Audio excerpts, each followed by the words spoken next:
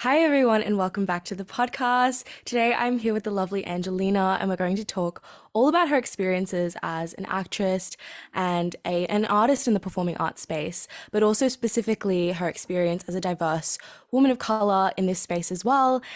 So, welcome to the podcast, Angelina. Thank you for joining me. Thank you so much for having me.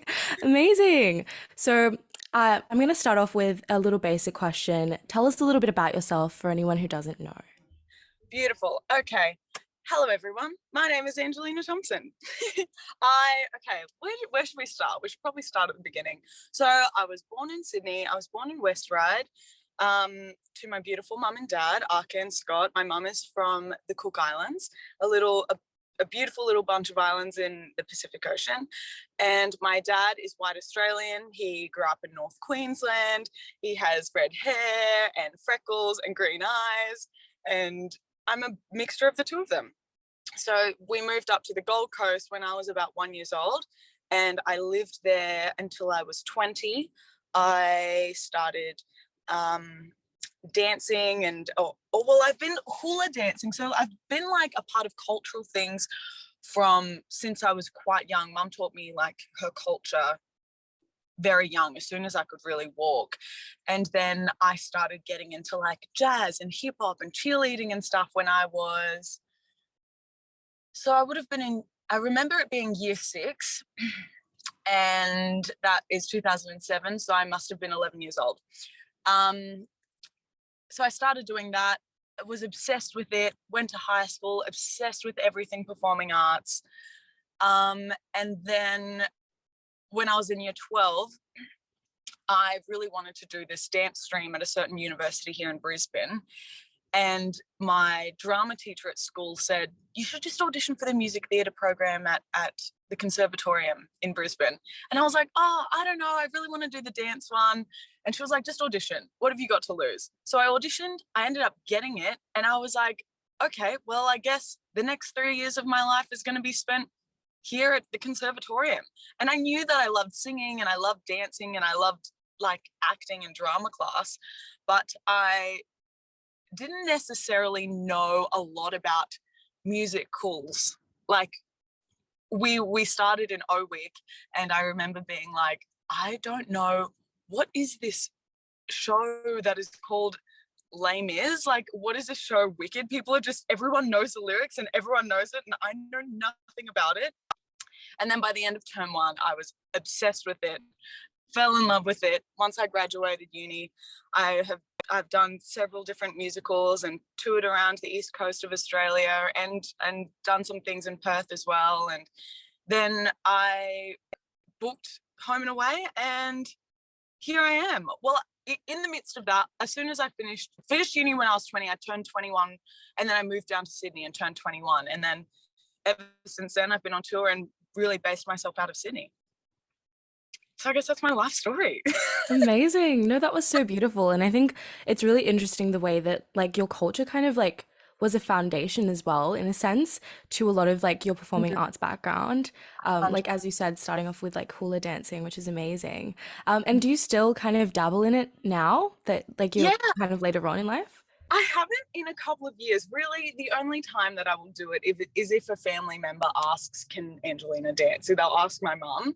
And when was the last time I hulaed?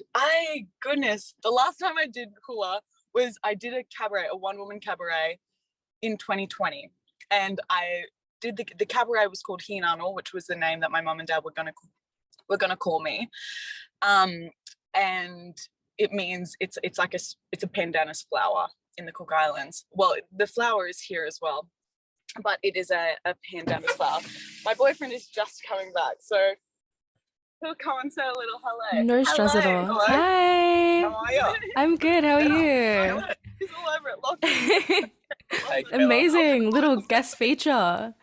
Okay, where was I? Oh, yes, I did this one woman cabaret, and I did it. I basically it was based around like my experience and my life as like a Polynesian woman and understanding my culture, because there was a long time there where I didn't really accept it as it was. So I asked my mum to get up with me, and we did this hula dance that we have always done together since I was a kid. So it was really nice to like try and surprise her and be like, can you please come up here and dance with me in front of all my friends and strangers? It was very special. So that was the last time I hula danced.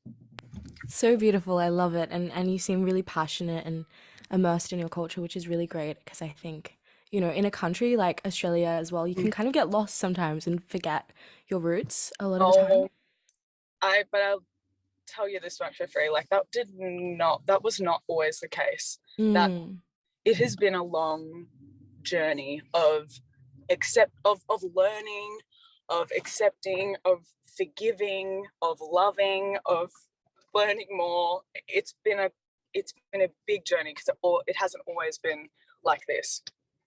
I have to admit.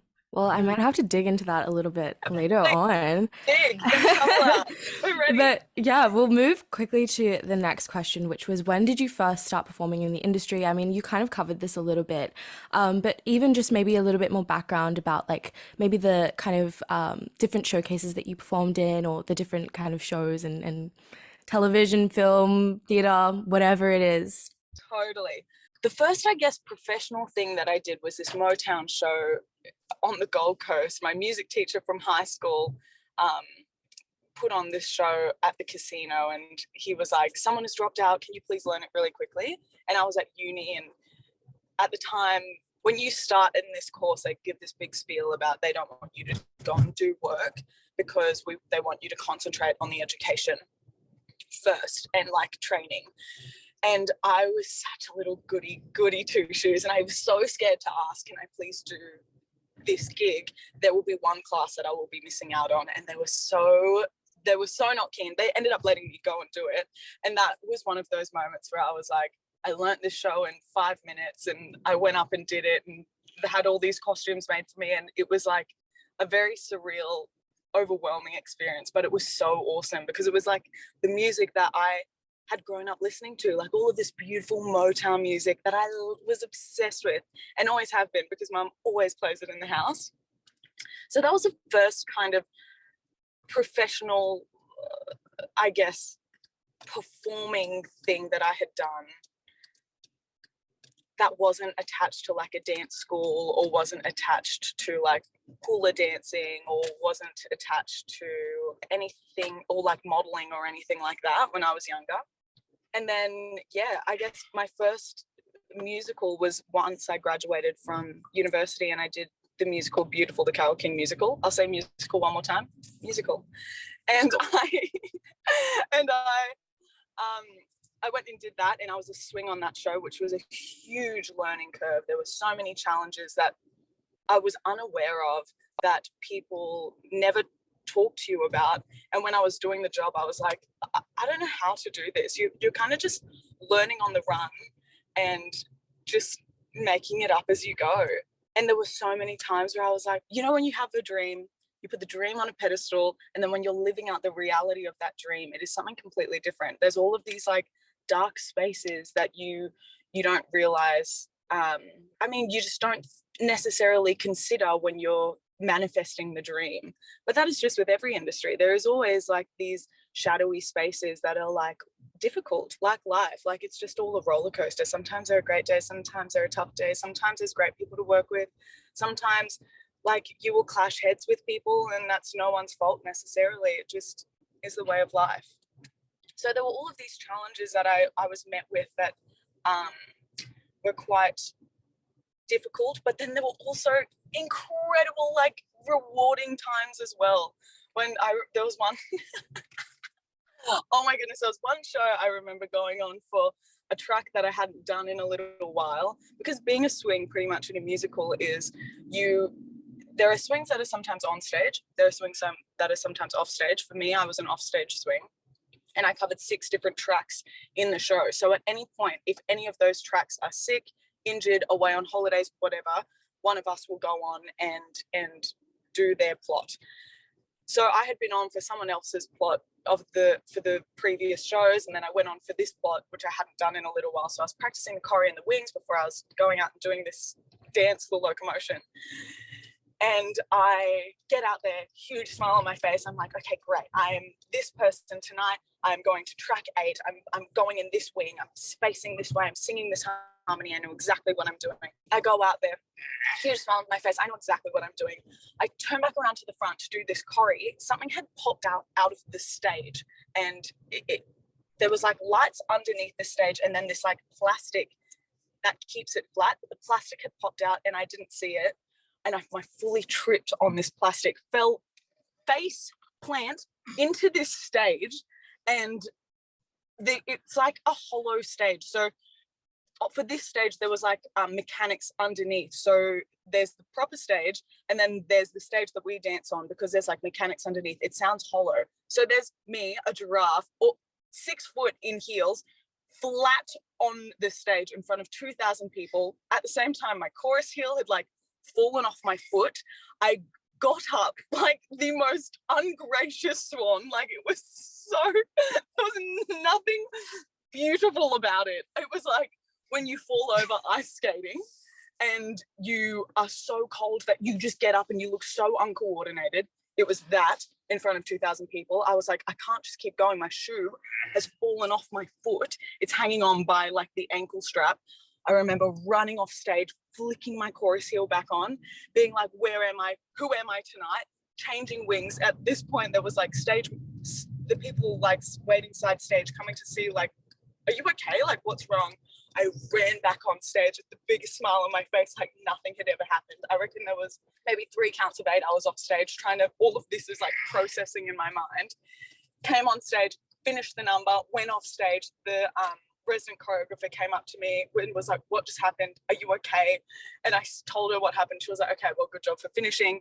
And I just remember coming off being like, what just happened? Like, I'm so rattled by that, but also so proud of myself for like getting through that and remembering who I was, remembering what harmony I was doing. It was completely different to the shows that I'd been doing previously. It was one of those moments where I was like, I'll never forget this giraffe falling face planting in the Sydney Lyric Theatre in front of 2,000 people. It was rewarding, to say the least. Yeah, no, I think that definitely just highlights the difficulty of like live performances and live shows. And it must be so different now. I mean, being on Home and Away, where you kind of get the chance to like rerun lines, rerun different like scenes. Have you found it easier, or do you kind of like still find it a little bit tricky when you do like mess up now and again? Well, it's so different. That was one of the biggest like differences that I found with coming from like theatre world to coming to Home and Away and being in TV land, where you don't just, I mean, in theatre the show goes on. If you fumble a line, if you forget choreography, if you're in the wrong spot, you just keep going. The audience isn't going to stop and wait for you.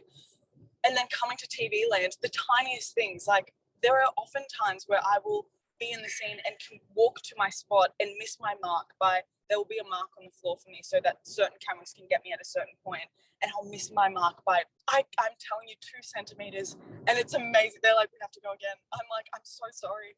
I'm so sorry. Or the tiniest thing where I'm just leaning on my right hip and then this camera behind me can't see whoever I'm with and who they're covering. That kind of stuff, I'm like, I've definitely gotten better at being more aware of it so that people don't have to tell me, okay, just make sure you are not blocking this camera or staying here. The fumbling lines thing in the studio is often very funny because we will try and keep going sometimes because we know that there are other takes that you can possibly get that line out of. But then sometimes when you fumble a line, then you start fumbling other things just randomly. Like it'll just be a bit of a snowball effect and you will just keep, it just keeps going. So you end up having to cut and go again anyway. So yeah, it has just been a learning curve. It's definitely been a learning curve because I'm used to just like going on, and I learned you're allowed to just stop, redo the line. We don't have to go from the top. Just redo the same line that you've just fumbled and then keep going. And it does feel like it loses a bit of momentum, but for the editors and for the directors when they're piecing it all together, it is much easier for them to just work with that rather than try and organize a fumbled line and so that you can go to ADR and just do the recording of the line alone. So it actually is easier in hindsight for the teamwork that it is to make the show what it is. Wow, so many words coming out of that. No, it's amazing. I love it. Yeah, I think we might go back to kind of like the beginning of your career as well, jump back for a bit. Because I really want to know, in terms of the way that you kind of like entered the field growing up, did you see much representation of other people who looked like you in the space and the spaces that you wanted to occupy? I mean, you obviously said that you have like Cook Island heritage and like that would have been interesting to navigate, like watching TV and not necessarily seeing people who always looked like you. So I'm interested to know, that representation, did it positively or negatively impact your aspirations in any way? Oh my goodness. That is a great question. Growing up, I never saw that representation. Like, I got to see Paulini on Australian Idol. I got to see, like, there were a couple of Polynesians that I got to see shine, and that was amazing to see. But it wasn't anything that I think also when I was younger, I didn't even clock, I didn't register that was different or weird, because that was what I was born into and raised. Like, that was all I had ever seen on TV, which I think that in and of itself is so messed up. The fact that you don't even clock it in the first place, that because it's just so ingrained, it's just so deeply ingrained in everything. By the time I actually, I guess, learned more about it and like realized, even in little things like being at school and being like, there's not like anyone that I can really relate with here. There's no one that is kind of like me here, let alone seeing it, the lack of it on TVs and on TV and in movies and whatever else is there. To be honest, it's been more of in hindsight, I look at things like, even I will go into a shop and see the Moana doll in like the toy section. The first time I saw the Moana doll, literally cried my eyeballs out in Kmart. I was like, I can't believe that this is here. This is so amazing for me to see this right now. But also, I'm heartbroken for baby Angelina that she never got this when she was growing up. This makes me so excited for like kids to see this nowadays. But like, there was a moment where I was like, wow, I'm so sad that I never had that growing up. So there are definitely things. There was like, I mean, for me, one of my inspirations, it wasn't until I was a bit older, I was at uni, and I saw now two close friends of mine, Chloe Zool and Ruva Dashe, and I saw Ruva in We Will Rock You, and she was one of the only women of color on that stage. And I remember being like, we look nothing alike. We are different heritages. We are different in every way. But I saw her and I was like, oh my God, she is unapologetic about how much space she takes up. She's like, first things first, she's bloody talented. She's playing Tina in Tina Turner musical. She is remarkably talented. Like, she's just one of those people that she just opens her mouth. She just walks onto a stage and you're just like, she's amazing. And when I saw her in that, I was like, oh my goodness, I want to do this. Then I saw Chloe in Les Mis at QPAC in Brisbane, and I was sitting in the cheapest seats at the back with my mum and dad watching this, and she was on for Eponine, which was one of the leads. She was usually in the ensemble, and she was up. She was on, and I remember being like, I'm gonna do that one day. There was like an epiphany. There was just something that shifted where I was like, I'm going to be on that stage one day. I'm going to do that. If she can do it, I can do it. I've lived with her now for a year and a half a couple of times. We've lived together in Brisbane. We've lived together in Sydney. She's a good friend of mine, and we've worked together through I think 3 different contracts now. So it's been, having her, that was a huge inspiration. And I think just seeing that was everything. I didn't know that at the time, but now, like in hindsight, well, maybe I did know that by then. I would have been about 21, 22 when I saw those shows. But yeah, that representation was everything. And I think I knew that I wanted to, I knew that I loved singing, dancing, and acting. I knew that I loved performing, but I guess I didn't necessarily see the example of it close at hand for someone that looked like me until I saw those two, and I was like, okay, it's game time. Let's go.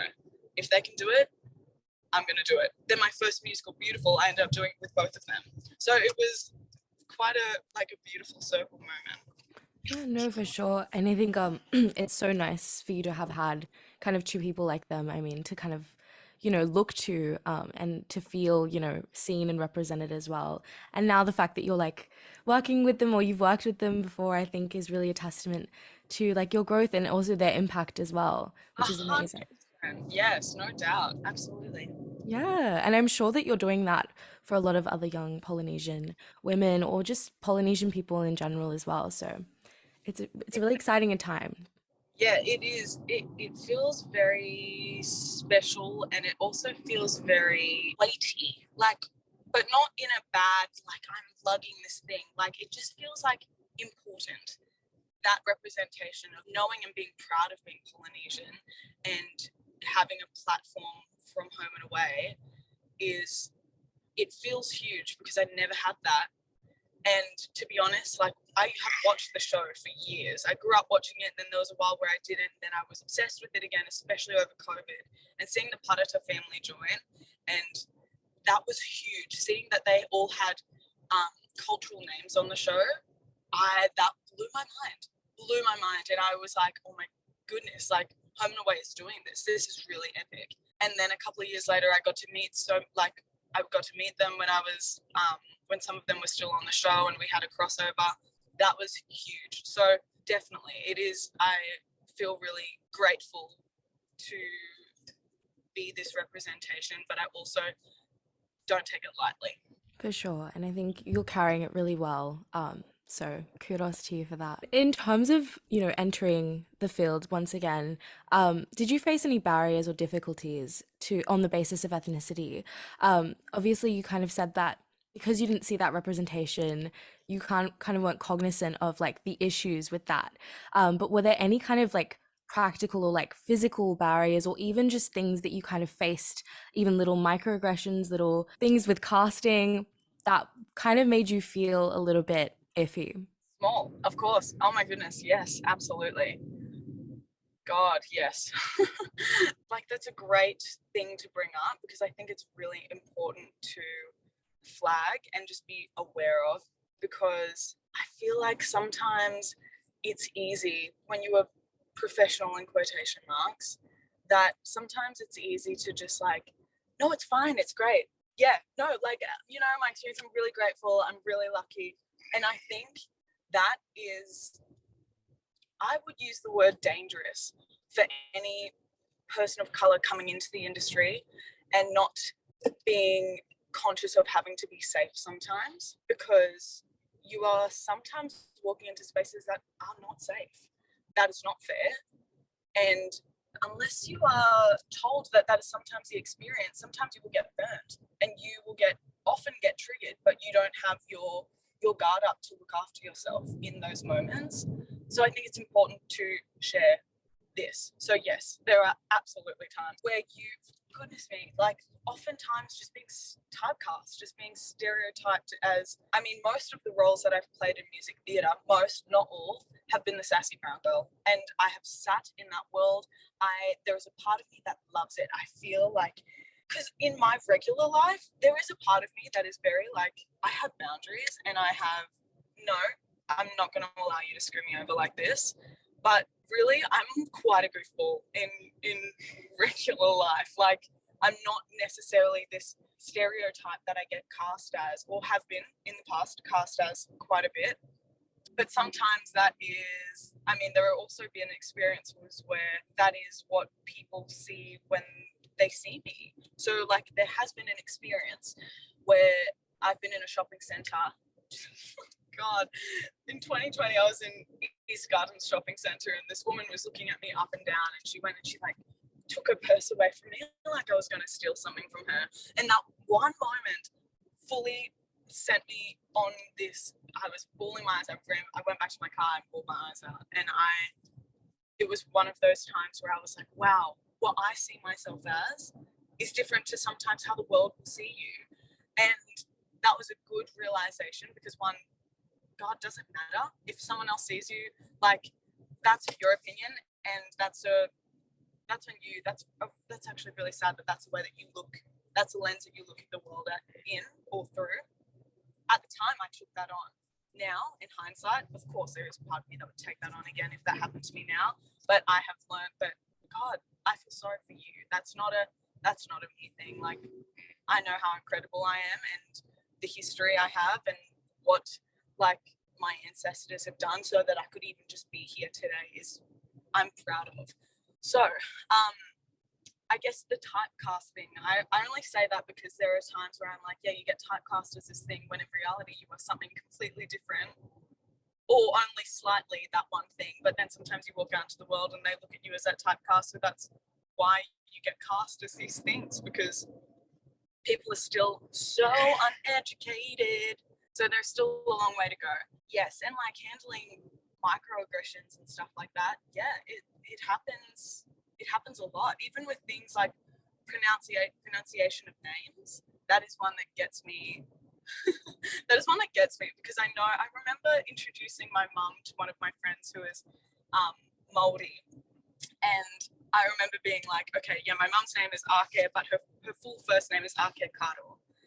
And my mum, when she came over to Australia and she started working in Hayman Island, she changed her name, or she said that her name was Angelina to make it easier for people to say and pronounce. And I remember my friend said, no, people can say Ake Karo. They can learn how to say, they've learned how to say Stanislavski. They've learned how to say all of these other names. They can learn how to say your mum's name. And I remember being like, whoa, you're right. You're so right. There are little things like this where people don't necessarily put the effort in because it's different or because it's other, but it's even more important for you to put the effort in, because oftentimes, like, well, yeah, actually just full stop. It's so important for people to put the effort in. There's no reasoning that has to follow that. Yeah, and I think it's at like no cost to someone to even just attempt to, you know what I mean? You don't necessarily need to get it correct the first time. And I'm sure, like, even as people of color, we're usually quite accepting if someone gives it a go and then we correct them and then they fix it up and move on. And I think that even applies, generally, even with things like using the correct pronouns or whatever. Like, it's an easy thing if you make the mistake and you change it and you fix it and you want to actively correct. Like, people are so accepting of that. But it's when they don't make the effort that I think is the issue. 100%. Or when it's when people make the effort, absolutely, or the lack of effort. There's that, and then there's also this space where when someone will humbly say, actually, it's like this, and instead of being like, oh, sorry, thank you, we're moving on, it's met with like this ego and this wall that I know is just an insecurity of yours. I know that, but we need to work on making that space a little bit less ego filled and a little bit more open to education from the people that don't necessarily have to do the education. It costs us to be educating. That's not our job to educate, but also it is important to do that. I know, because God, I am guilty of when there have been times where there have been questions asked of me about where I'm from or anything like that, how I have taken that and it has triggered me instantly, and how I have often just walls up. I'm this, and it is all coming from just like this sadness that you will see me as other in the first place to even ask me this thing. Where I've learned how to try and hold on to my power and my self-worth in those moments rather than go on the downward spiral, which still sometimes happens. The spiral happens, or someone will say something and still 2 hours later I'm still thinking about it, where those people have just it's left their minds. It costs us to open up like that. It costs us to 100%. have those discussions. So yes. Yeah, I think that's so true as well. Like the burden of having to educate. Obviously, like you want to help, but it does take a toll eventually, and it gets to a point where you're like, you need to educate yourselves sometimes. Like people have access to resources, they have access to the internet. It's very easy to educate yourself. And I think I really appreciate when people make the effort to do that themselves Oh, before, coming to you as their like one Polynesian friend to ask about something specific. You know what I mean? Or, exactly. but yeah, thank you for sharing that experience as well. Yeah, no, I think you've handled yourself very well from what you've said. You seem to have said, in terms of those kind of little tricky areas to navigate. Have you Totally. ever witnessed, I mean, you probably have, but have you witnessed other people or friends of yours who are also, POC or diverse kind of face barriers? And have you seen that kind of in front of you? Have you ever had to kind of step in, intervene in any way, shape, or form? Yeah, there have been instances where situations have happened, often in passing, which is often when it happens the most, and people will sweep under the rug. Or have, by the time it's passed, you then feel like you can't say anything because we've passed the situation. However, that was still royally messed up. Like, there have definitely been times where that has happened, and there have been times where I wish I had used my voice in the moment instead of waiting until later to ask that person, "Are you okay? What's going on? What has happened?" Oftentimes, it has been not in the moment. I'm learning so much about using my voice and in the moment. That I know for me is one thing that I isn't my strongest suit, where in the moment something will happen that is confronting or triggering or a lot, and I often will need to go away, process what that is, why I feel that way, and why that is messed up, and then come back. It's the coming back afterwards that is the important part for me, or where I will, I guess, make that happen. Yes, oftentimes if something will happen, I will clock it, I will write it down, or something will happen, and I will approach the person, see if they're okay. But there also have been times where I have had to say something to people who are more who are higher up, and just I've had to flag it with them. I guess it's one of those things, though, that is often the people that are higher up don't personally understand the situation, which is, again, is difficult in itself. There have definitely been times, but they haven't been times that are confronting, yelling in a room. It has been in passing and being like, "What was that? Did that just happen?" And then it's passed, and then you have to check in on it later. So yes. Yeah. And I think like that whole thing of, struggling to sometimes approach or kind of like target the issue in the moment, I think is a lot to do with the shock that you kind of feel. And like, it's just like so shocking, or you just feel, I think because there are underlying factors and experiences that have happened to you in the past that are Yes. kind of, it's basically like trauma. It And so in is. the moment you're like, Yeah. wow, and you can't say anything, you get choked up. And like that's so fair. Yeah. It Exactly. really happens. And I think sometimes obviously like if you can't even do it for yourself, it can be difficult to kind of step in for others as well because like you can't even, get that kind of the words right in the moment for yourself, you know what I mean? So, Completely. yeah. I say that because I'm like, I consider myself quite strong, quite vocal, quite articulate when I need to be. Um, but even I can, Yeah. God, sometimes oftentimes I can get very choked up, and I can feel that fire in my throat, and I'm like, Mm, screaming on the yeah. inside. It's a real experience and I think you don't know it until you're in that position. And a lot of people are lucky enough to never have to be in that position. And I think those are usually the people that are the ones that make the comments in passing, unfortunately. But Exactly, we exactly. move. We move, unfortunately. And Yes, hopefully, things will change. I think that there's hope still. there is hope. There has been change. I have seen change already. I've seen that there has been better education, there has been better support for, or when you do speak up and talk about these things that are messed up, people have ears now for it. Where I feel like there was no space for you to speak up before, I feel like there is better spaces for you to be like, well, people will actually hear you out now.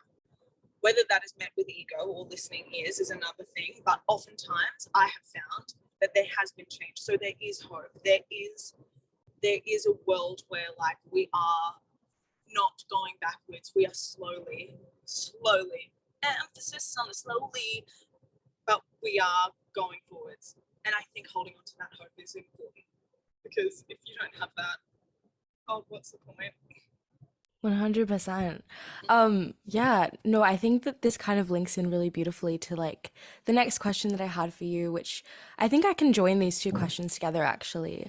In terms of representation, why you feel it's important, but also how you feel that the performing arts space can kind of create safer spaces for people of color to kind of be present in those spaces. Because I think a lot of the representation that we don't see on television has a lot to do with the fact that people don't feel safe in the spaces that, you know, can Yes. potentially, offer them the platform. So, yeah, I would love to hear your kind of take on that and any kind of, strategies or ways that we could potentially make the space better. I think from Yeah, from a perspective of someone who's been in the space and been on the kind of receiving end of certain things. totally. Yeah, representation is so damn important. It is so important. And if you can see it, you can be it.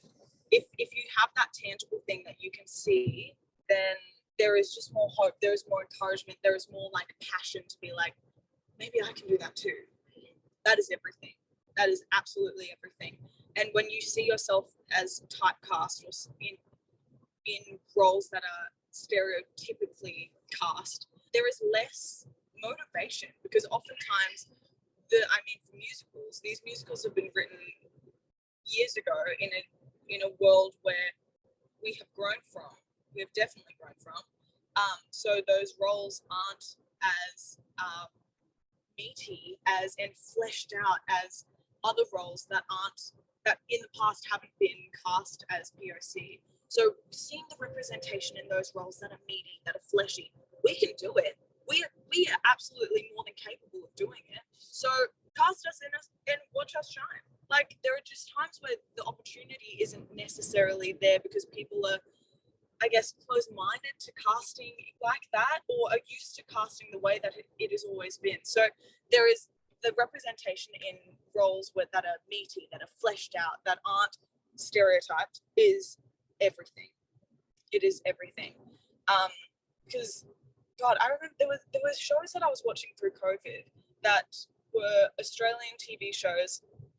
Like, oh God, it would have been shows that I was watching when I was a teenager. The only people of color in there were the criminals, were the people coming in on boats that were the only people of color in there. And I'm like, this is only not even 10 years ago. This is crazy for my mind to look at this and like swallow it, because that makes me so sad. That makes me feel sick in the stomach. I have to turn this off, because that is just wrong. That is not representation. That is stereotype casting. That is typecast. We need representation. So we need to see those people in fleshed out roles. One, that is so important. That is everything. Two, creating those safe spaces for those people of color who are in those rooms is, I think, the most important thing is listening to them when they share.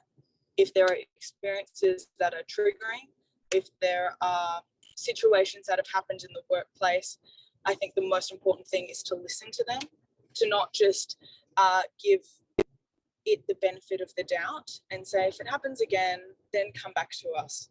Listen the first time, because the fact that they're probably there sharing this information that has happened is already really hard, and they've already doubted themselves 9 times out of the 10 to even be there and say that this point is even valid in the first place. So I think listening, education is also everything.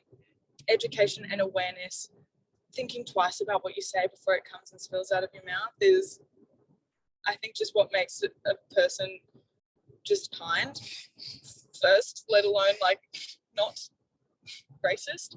But yeah, I think education and listening ears for the people of color in those spaces, that is everything. Beautiful. Thank you so much, Angelina. And that was actually like my last question for you. We've rounded it up. Thank you so much for chatting with me and covering so much, and also being so open and candid about some of your experiences because, obviously they can be triggering at times. But I'm glad that you were able to and you felt comfortable enough to share them with me. Oh So my God. thank you so much. Thank you. Thank you for asking like real good, beautiful questions. You have such incredible questions. Thank you for creating a safe space. Thank you for creating a platform where these things can be shared and people can hear it and hear our experience. Thank you so much, Angelina. Enjoy the rest of your day. Enjoy the rest of your day with your boyfriend. Have the best time. Thank you guys. Take Thank care. you. I'll talk to you later. Bye. Bye.